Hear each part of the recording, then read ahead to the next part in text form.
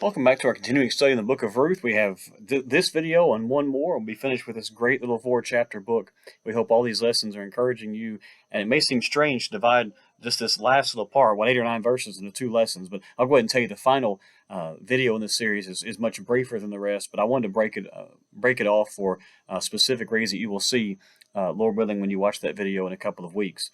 But I want to begin this section. We talk about Ruth 4, verses 13 to 17, by asking this question. Have you ever been watching a movie or a play and thought you were kind of following along well enough that you could almost complete the sentences of the actors, only to have some character say something that made you think, wait, what did they say?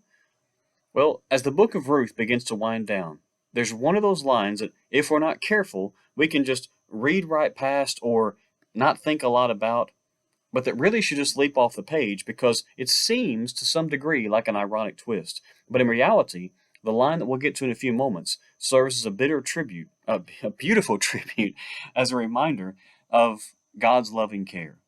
So, with that in mind, as a way of introduction, let's read verses 13 through 17 of Ruth chapter 4. So Boaz took Ruth, and she became his wife.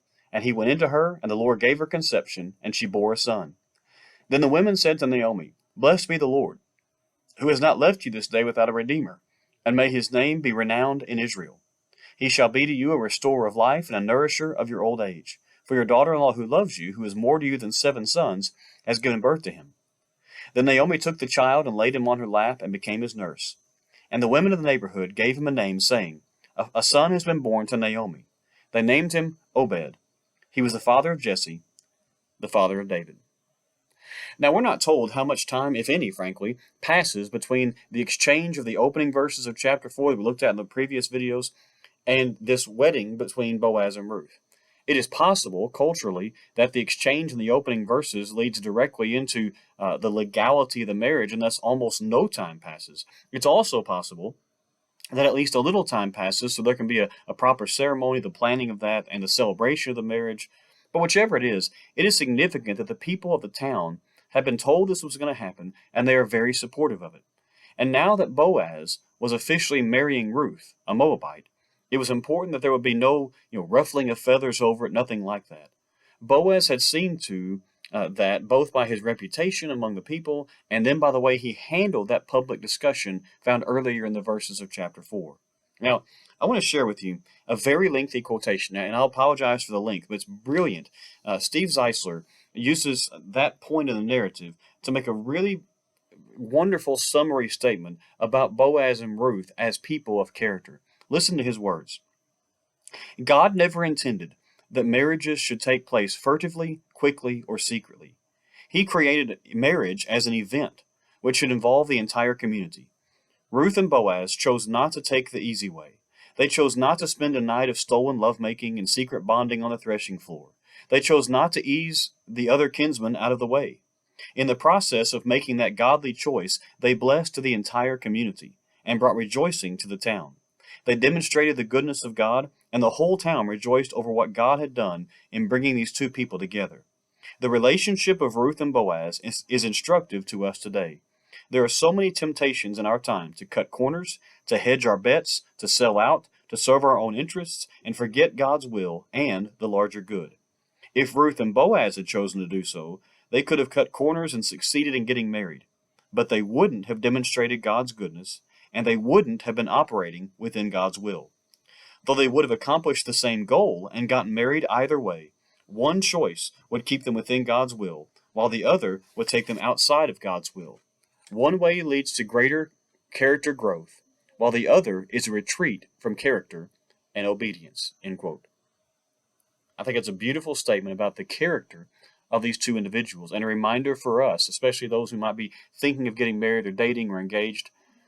But the author of Ruth then also tells us that Boaz and Ruth will consummate their marriage. But he makes sure, did you notice, to give God the credit for the life that was conceived in Ruth.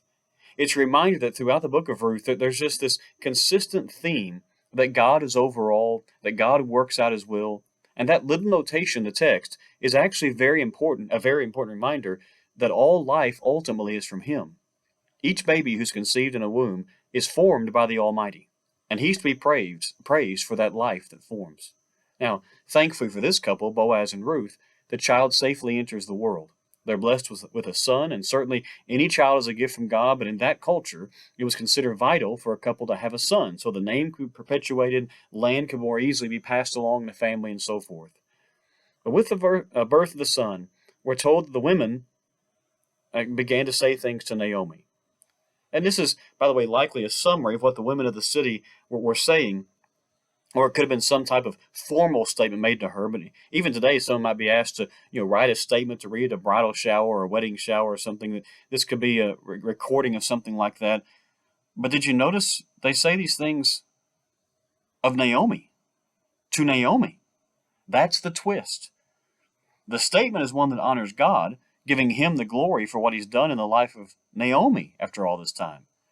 And while I don't believe they mean it to dishonor Ruth in any way, Naomi was from there. These are women from her hometown of Bethlehem, so they're honoring one of their own. But it's an interesting twist. A son has been born to Naomi. The statement praises God for not leaving Naomi without a redeemer, chapter 4, verse 14. Now, that concept, which we've mentioned several times in this study, obviously meant a tremendous amount to this community. And as would only be logical, it meant a tremendous amount to women and the women of the community.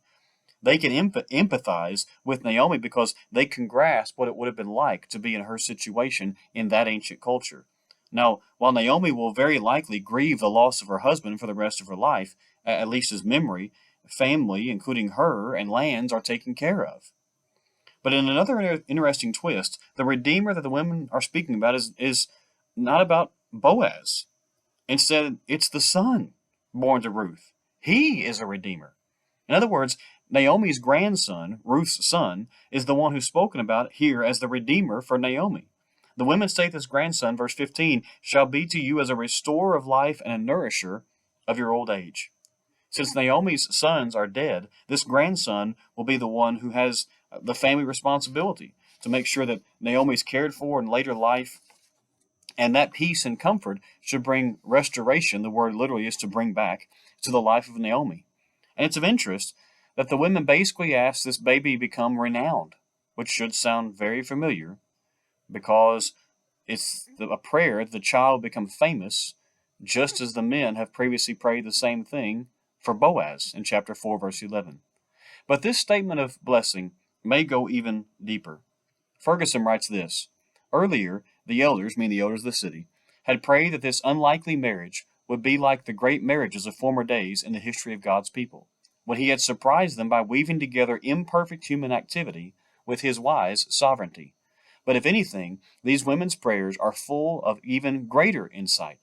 They seem to appreciate that the purposes of God through the suffering and loss of Naomi must be greater than can be brought to completion in the span of one lifetime. The abiding significance of God's work must lie well beyond Naomi's life in the lives of others, end quote. And so with that, the women speak well of Ruth.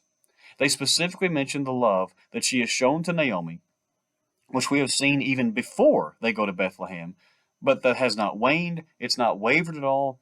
Then they stated that Ruth was more to Naomi than 7 sons, verse 15. That's quite a tribute. And it's really striking in view of the place that boys, male children, are usually given in that culture in comparison with girls. But to say that she's worth more than 7 sons, the perfect number, is in many ways a supreme tribute. One writer said, while Naomi lamented the fact that her husband and sons were dead, that there was no man in her life, she was never alone. There was a woman standing beside her who loved her, end quote. She's the heroine of the book. In a beautiful scene that we can paint on the canvas of our minds, the author then says, then Naomi took the child and laid him on her lap and became his nurse. And even though we have no idea what Naomi looked like physically, we can still picture this scene because it just bursts forth with nearly every positive emotion that we can think of: joy and hope and peace and comfort and love, and more than that. The word lap, by the way, in the English Standard Version from which I'm reading, is bosom in a lot of other translations. And here, that does seem to be the better translation. Although the original Hebrew word can mean either the lap or the bosom. Was Naomi nursing this baby literally for Ruth, or was she simply caring for the baby in a way that's reminiscent of a nurse? We don't know. But either one gives us a lovely picture of this little family. The women of Bethlehem must have been very tight-knit or very nosy, because they also give the son a name. But as they do that, here's the crazy thing. They make the statement, a son has been born to Naomi, verse 17. Again, that's the phrase that you can read right past. To Naomi? Now, of course, this is simply part of their blessing, and it's a continuation of the statement that this baby would be a restorer of life to Naomi, but it's also a beautiful and quite unique statement to say that this son was in many ways what brings the entire narrative of Ruth full circle. Naomi is left about as down and out as possible in the opening paragraph of chapter 1. But now, as the book is winding down, she is holding one who will perpetuate the name and the legacy of her, yes, but also of her deceased husband. As Leon Morris writes, the child was, in effect, the son of Mahlon, and thus, through Ruth and not her daughter, Ruth's boy counted as Naomi's descendant, end quote. So in other words, through all the twists and all the turns of this book, even though he is unseen, God has been faithful. And so the son is named Obed. Someone suggested the name probably is more correctly pronounced with a V, like Aved, something like that. But we don't know how old the son was when he was named, but it seems to have been quite early. The name is fitting, by the way, because the name Obed means servant. It can also mean worshiper. The son was given a name that would have reminded him that his coming into the world was to, yes, to be a worshiper of God, but also one who would serve Naomi and help her in her older years. By the way, it's at this point the writer seemingly can't wait to get to the rest of the story. He's going to go back in the final paragraph and give more of a genealogy, and we're going to talk about that in our final lesson in the series. But here it's almost as if he just has to tell the reader where the story goes. Obed was the father of Jesse, the father of David. That's right. Naomi was David's great-great-grandmother. Almost certainly, she didn't live long enough to see David. But by giving us this very quick family line, the author is showing us that the blessing pronounced on Naomi and the son comes about. He truly does restore her life, as well as the position, if you please, of Elimelech. And God causes it to work out to a level that none of these women who had pronounced this blessing could have ever dreamed. And so, in the days when the judges ruled the land, there was no way to know that this family would be just a couple of generations away from having the greatest king Israel knew within their family line. Only God could bring that about. We hope this has encouraged you as we continue to wind this book down. There's one small section to go, just 4 or 5 verses left. We're going to have some practical applications that come about at the end of the book of Ruth also. So subscribe to the channel, like this video, please, and share it. Let others know what we're trying to do here as we get near finishing the book of Ruth. And we hope to join us for that final video on Ruth chapter 4. Thanks for watching. We'll see you soon.